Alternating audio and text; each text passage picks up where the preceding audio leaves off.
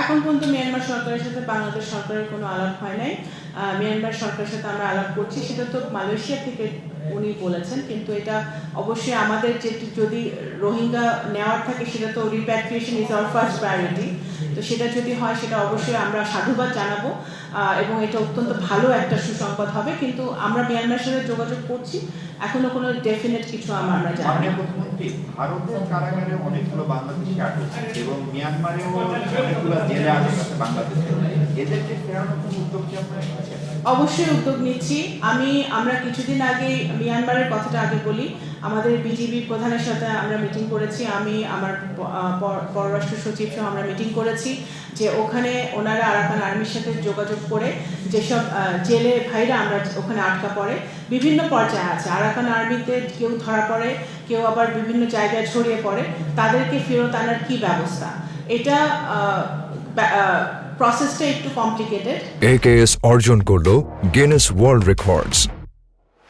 AKS কিন্তু আমরা তার মতো নাম সংখ্যাটা কিন্তু অত খুব বেশি না, সংখ্যা সীমিত, বাট আমরা 27 জনকে এখন পর্যন্ত আইডেন্টিফাই করতে পেরেছি। তারা ওখানে জেলে ছিল, জেল খেটেছে এবং তাদেরকে আমরা ফিরিয়ে আনতে পারবো। সেই প্রসেসটা অলরেডি পররাষ্ট্র মন্ত্রণালয় মিয়ানমার সরকারের সাথে যোগাযোগ করে এই 27 জনকে প্রিলিমিনারিভাবে আমরা ফিরিয়ে আনার ব্যবস্থা করছি। এবং আরাকান আর্মিতে যখন থাকে এটা খুবই একটা কমপ্লিকেটেড ব্যাপার, কারণ ওনারা খুব সহজেই আমাদের সাথে এঙ্গেজ হতে চান না। তো সেই জায়গাটা থেকে আমাদের বিজিবি এবং আমাদের যারা অন্যান্য সংস্থারা ওখানে বর্ডারে আছে তারা এটা নিয়ে কাজ করছে। আর ইন্ডিয়া ইতিমধ্যে আপনারা জানেন কিনা জানি না, গত 2-3 মাস আগে চেন্নাইতে আমাদের বগুড়ার কিছু লোকজন আটকা ছিল, তাদেরকে কিন্তু আমরা ফেরত আনতে পেরেছি, অত্যন্ত সার্থকতার সাথে আমরা তাদেরকে ফেরত এনেছি।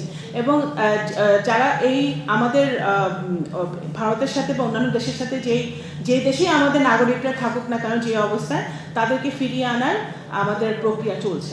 বর্তমান সরকার 4-4.5 মাস হয়েছে আমরা এসেছি। ইতিমধ্যেই ইতিহাসের প্রথমবারের মতো বাংলাদেশের পররাষ্ট্র মন্ত্রণালয় একটি মাইগ্রেশন উইং খুলেছে, শুধুমাত্র এই অবৈধ অভিবাসন ইললিগাল মাইগ্রেশনকে অ্যাড্রেস করার জন্য, বন্ধ করার জন্য। আমরা ইতিমধ্যেই যে বিভিন্ন রুটে, বিশেষ করে সবচেয়ে বেশি যেটা যায় সেটা হচ্ছে লিবিয়া রুটে, মেডিটেরিয়ান সিতে ইটালি বা ইউরোপ বিভিন্ন দেশে যাওয়ার জন্য এই দালাল চক্র যারা আন্তর্জাতিকভাবে কাজ করে তাদের মাধ্যমে এরা যায়। ইতিমধ্যে কিন্তু আমরা এটা নিয়ে ব্যবস্থা নিচ্ছি, আমরা কিভাবে এটা রোধ করা যায়।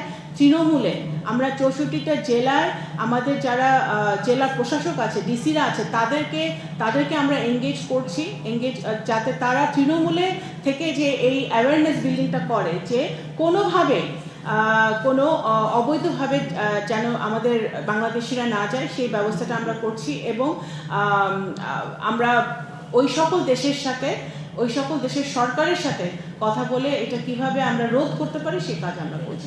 ভিসা নেওয়ার সময় বা বাংলাদেশিরা যখন ভিসার জন্য অ্যাপ্লাই করে, সেটা শ্রম হোক বা অন্য কোনো ভিসা হোক, কোনো যা করা যাবে না সেগুলো পয়েন্টসগুলো আমরা লিপিবদ্ধ করে ওয়েবসাইটে দেওয়া হবে, পত্রিকায় দেওয়া হবে, আপনাদের মাধ্যমে জানানো হবে। দয়া করে এগুলো প্রচার করবেন যে কি করা যাবে না, যেগুলো করলে আমাদের বাংলাদেশি ভাইরা ক্ষতিগ্রস্ত হবে এবং যারা লিগালি বিদেশে গিয়ে কাজ করতে চাচ্ছে তারাও ক্ষতিগ্রস্ত হবে।